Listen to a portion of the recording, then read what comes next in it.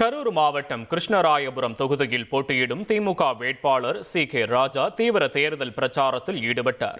முதலில் பெண்கள் கலசம் ஏந்தி ஆரத்தி எடுத்து சிறப்பான வரவேற்பை அளித்த நிலையில் கடவூர் தாலுகாவைச் சேர்ந்த 28 கிராமங்களில் பிரச்சார வாகனத்தில் சுற்றுப்பயணம் மேற்கொண்டார். தொடர்ந்து பொதுமக்களிடம் உதயசூரியன் சின்னத்திற்கு ஆதரவாக தீவிர வாக்கு சேகரிப்பில் ஈடுபட்டார்.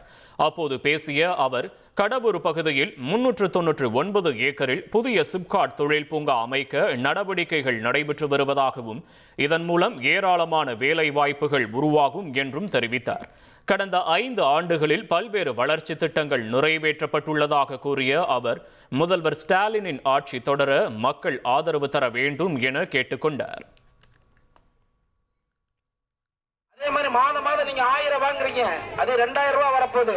உறுப்பினராக பொழுது நமது கடவுள் பகுதிக்கு இன்னும் எண்ணற்ற திட்டங்களை கேட்டு பெற்றுக் கொள்வார் என்று கூறிக்கொண்டு, நம் அருகில் உள்ள மாவட்டூர் பஞ்சாயத்தில் 399 ஏக்கரில் ஒரு மிகப்பெரிய திட்டமான சிப்காட் வர உள்ளது.